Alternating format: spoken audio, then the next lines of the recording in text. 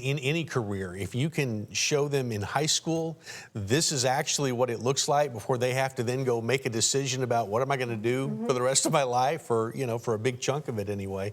I think you're better off going down the road if you do it that way. Absolutely. It definitely yes. gives them a head start, because then in college, if you change your mind, it adds years. Yeah. Potentially could add years. Which to could be your college costly. career. Yes, very costly. Yeah. Hey, and if you're in high school, my dad told me this when I was in high school, and I'm so glad that I did it. You're not too young to reach out to someone in your profession or someone that you're interested in following. Reach out to them for a shadow day.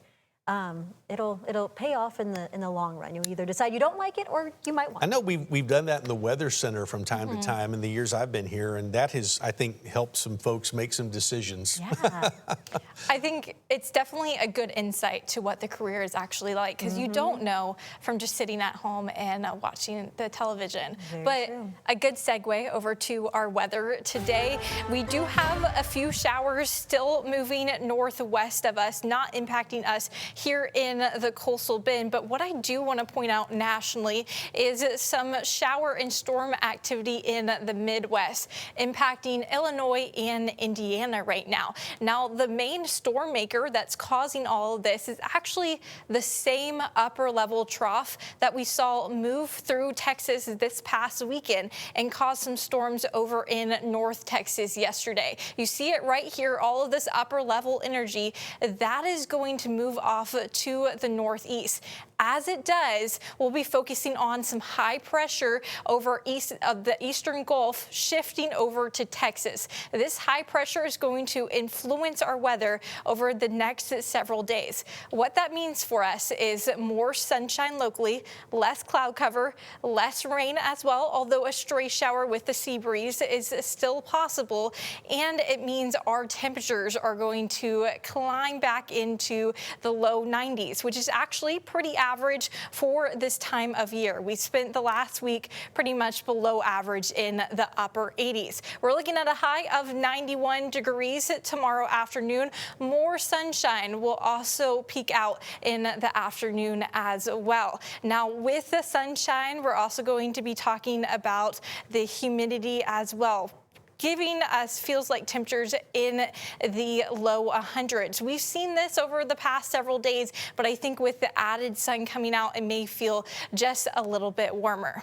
Now to a check of the tropics. We're looking over in the Atlantic. Everything remains quiet right now, but there is a different story occurring in the eastern Pacific, where we are seeing two tropical storms off of the coast of southern Mexico, as well as off the coast of Central America. Now, both of those are expected to mainly move northward into Central America and southern Mexico, respectively, and give a bunch of rain to that area, but there's no concerns to Texas at the time.